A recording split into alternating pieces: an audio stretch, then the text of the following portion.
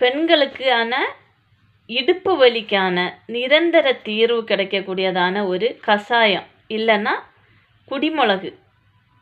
அதை தான் இன்றைக்கி நான் உங்களோட ஷேர் பண்ணிக்க போகிறேன். வீடியோ தள்ளி விட்டுறாதீங்க. வீடியோ கடைசி வரை பார்த்து எனக்கு இந்த வீடியோக்கு சப்போர்ட் பண்ணுங்கள் நண்பர்களே. அது நான் எப்படி யூஸ் பண்ணிக்கிட்டேன், எனக்கு அதனால் என்ன பெனிஃபிட்டு, எனக்கு அதனால் எவ்வளோ ஹெல்த்தியாக நான் இருக்கேன், அதை நான் இன்றைக்கி உங்களோட நான் ஷேர் பண்ணிக்க போகிறேன். இது பொய் கிடையாது, உண்மை. மறக்காமல் இந்த வீடியோக்கு சப்போர்ட் பண்ணுங்கள். ஃபஸ்ட் டைம் என்னோடய வீடியோ பார்க்குறீங்கன்னா மறக்காமல் சப்ஸ்கிரைப் பண்ணி பெல் பட்டனை டச் பண்ணிக்கோங்க. அப்போ தான் நான் போடுறேன்னா அனைத்து வீடியோட நோட்டிஃபிகேஷனும் உங்களுக்கு அப்பப்போ வந்து சேரும்.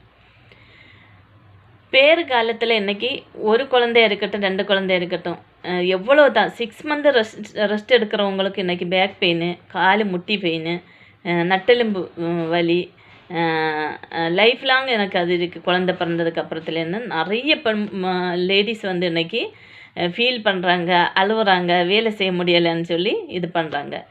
உங்களுக்கான இந்த வீடியோ தான் இது.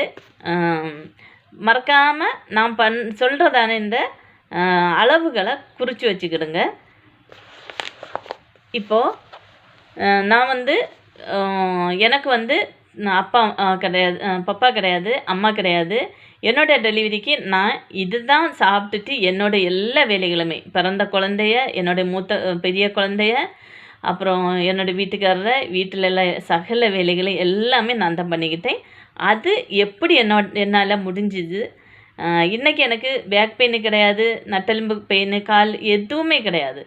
அதனால் வாங்க அது எப்படி பண்ணுறது, அது எப்படி யூஸ் பண்ணுறது சொல்லித்தரேன். ஃபஸ்ட்டு 1/4 கிலோ மல்லி எடுத்துக்கிடுங்க. மல்லி வந்து சின்ன நாட்டி மல்லியாக இருக்கட்டும், முழுசு. அப்புறம் காரத்துக்கு ஏற்றவாறு வற்றல் மிளகு எடுத்துக்கிடுங்க, முழுசு. காரத்துக்கு ஏற்றவாறுனா 1/4 கிலோய்க்கு நான் வந்து 10 கிராம். அப்புறம் 1 ஸ்பூனு இல்லைன்னா 1/2 ஸ்பூனு நல்ல மிளகு எடுத்துக்கிடுங்க. 4 திப்பிலி எடுத்துக்கிடுங்க. ஜீரகம் 1 ஸ்பூன் எடுத்துக்கிடுங்க. பெருஞ்சீரகம் 1/2 ஸ்பூன் எடுத்துக்கிடுங்க. மஞ்சள் 1 துண்டு எடுத்துக்கிடுங்க. வசம்பு கொஞ்சமாக எடுத்துக்கிடுங்க. திப்பிலி சொல்லியிருக்கேன், திப்பிலி 4, கறிவேப்பிலை 2 இதழ், கடுகு 1/2 ஸ்பூனு, பெருஞ்சீரகம் 1/2 ஸ்பூனு, இது எல்லாமே வெந்தயம் 1/2 ஸ்பூனு, இது எல்லாமே ஓமம் 2 ஸ்பூன் எடுத்துக்கிடுங்க. ஓமம் ரொம்ப நல்லது இந்த டைமுக்கு. எல்லாமே நல்லா ஃப்ரை பண்ணிக்கிடுங்க நண்பர்களே. ஃப்ரை பண்ணிவிட்டு இதை ஒரு பாட்டிலில் அடைச்சிக்கிடுங்க. இது வந்து காற்று போகாத பாட்டிலில் அடைச்சி வச்சுக்கிடுங்க. பேறு காலம் முடிஞ்சவங்களும் சரி, இப்போ உங்களுக்கு இந்த ப்ராப்ளம் இருக்கிறவங்களும் கண்டினியூவாக எடுத்துக்கிடுங்க. 3 மந்த் எடுத்துக்கணும். 3 மந்த்து எடுக்க முடியாதவங்க கம்பல்சரி 45-41 டேஸ் கம்பல்சரி எடுத்துக்கணும். இது எப்படி எடுக்கணும்னு சொல்லித்தரேன். பேரு முடிஞ்ச பெண்கள் என்ன பண்ணணுன்னா, காலையில் சாயங்காலம் கம்பல்சரி சுடு தண்ணி ஊற்றிக்கணும். உடம்பில் சுடு தண்ணி ஊற்றிட்டு வந்த உடனே இதில் 2 ஸ்பூன் இல்லைன்னா 1/2 ஸ்பூனு பொடி எடுத்து போட்டுட்டு கொஞ்சமாக புளி தண்ணி ஊற்றிக்கிடுங்க, உப்பு போட்டுக்கிடுங்க, கொஞ்சமாக காயப்பொடி சேர்த்துக்கிடுங்க, நல்லா கொதிக்க வச்சுக்கிடுங்க. அதை வந்து உடம்புக்கு தண்ணி ஊற்றிட்டு வந்த உடனே இதில் 1/2 கிளாஸ், இந்த அளவில் 1/2 கிளாஸ் இல்லைன்னா 1/4 கிளாஸு வெதுவெதுப்பான சூடோட குடிக்கிற அளவில், அந்த அளவில் கொஞ்சம் திக்கான, ரொம்ப ரசம் மாதிரி இருக்கக்கூடாது. சாம்பார் வைப்போம் பார்த்தீங்களா, அந்த மாதிரி திக்னஸ்ஸு, அந்த அளவில் குடிச்சுக்கிடுங்க. காலையிலையும் குடிக்கணும், சாயங்காலமும். 45 டேஸு கம்பல்சரி. 3 மந்த்து குடிச்சிங்கன்னா ரொம்ப நல்லது. அதுக்கப்புறம் நீங்கள் 3 மாதம் நீங்கள் கம்பல்சரி சுடு தண்ணியும் ஊற்றிக்கணும் உடம்புக்கு. இது வந்து என்னென்ன பண்ணோன்னா, உங்களுக்கு பேக் பெயின் வராது, தாய்ப்பால் நல்லா சுரக்கும், குழந்தைங்களுக்கு டைஜஷன் ப்ராப்ளம் வராது, உங்களுக்கு டைஜஷன் ப்ராப்ளம் வராது. அப்புறம் இது என்ன வாமிட் வராது குழந்தைங்களுக்கு. குழந்தைங்களுக்கு என்ன வயிறு கடின்னு சொல்லுவாங்க, வயிறு வலி அந்த மாதிரியெல்லாம் வராது. எல்லாத்துக்கும் யூஸ்ஃபுல்லான ஒரு வீடியோ. இதை மறக்காமல் ஷேர் பண்ணிக்கிடுங்க. இதெல்லாம் முற்காலத்தில் தான் பண்ணிட்டு இருக்காங்க, இப்போ யாருமே இதை கடைப்பிடிக்கிறது கிடையாது. அதனால தான் நிறைய வியாதிகள். இதெல்லாம் நம்ம கிச்சனில் இருக்கிற ஐட்டங்கள் தான். மறக்காமல் இதை பண்ணிக்கிடுங்க. இன்னொரு விஷயம், இதுக்கு வந்து இன்னொரு இது பண்ணலாம். மீன் வந்து இந்த டைமில் நிறைய எடுத்துக்கணும். நல்லா சாப்பிடுங்க. நிறைய தாய்ப்பால் வரும், குழந்தைங்களுக்கும் புஷ்டியாக இருக்கும், நீங்களும் நல்ல ஆரோக்கியமாக புஷ்டியாக இருப்பீங்க. அந்த குழம்பு வந்து மீன் குழம்பு வந்து பச்சை தேங்காய் அரைச்சி மற்றபடி நார்மலாக பண்ணுறது மாதிரியெல்லாம் பண்ணாதீங்க. நிறைய ஆயில் சேர்த்து எல்லாம் பண்ணாதீங்க. இதே மாதிரி இந்த குழம்பு வைக்கும்போது இதில் எண்ணெய் சேர்க்கக்கூடாது, கடுகு தாளிக்கக்கூடாது, சரிங்களா? இப்போது மீன் குழம்பு அதில் எப்படி இது சேர்த்துக்கிறதுன்னு சொல்லித்தரேன்.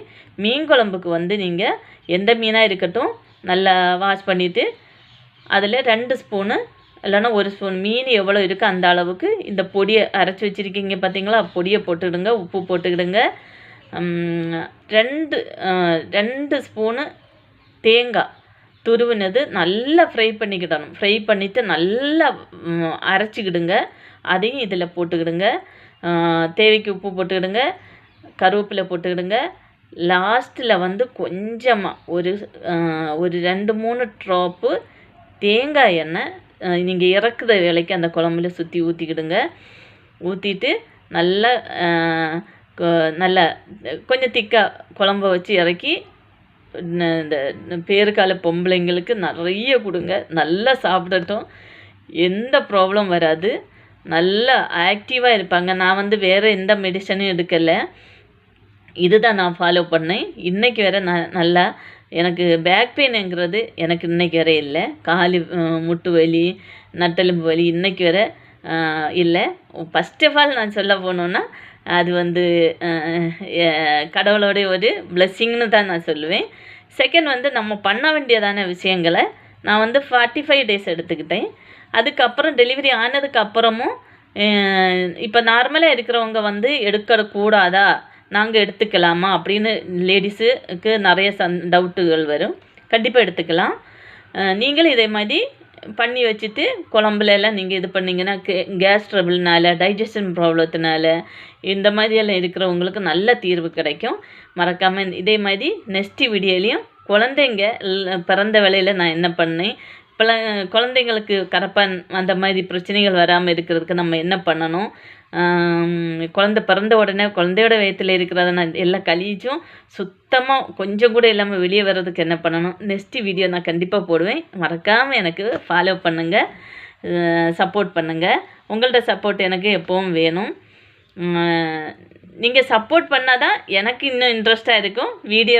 பெரிய வீடியோ இன்னும் அதிகமாக போடணும்னு இதை இன்ட்ரெஸ்ட்டாக இருக்கும். மறக்காமல் நண்பர்கள் எல்லோரும் சப்ஸ்கிரைப் பண்ணுங்கள், லைக் பண்ணுங்கள், சப்போர்ட் பண்ணுங்கள். டவுட் இருந்தால் இந்த வீடியோவில் வந்து கமெண்ட் போடுங்க, சரிங்களா? இந்த வீடியோ பிடிச்சிருந்தா தொடர்ந்து என்ன ஃபாலோ பண்ணணுன்னா சப்ஸ்கிரைப் பண்ணி பெல் பட்டனை டச் பண்ணி வச்சுக்கோங்க, ஓகேங்களா? ஓகே, பாய்.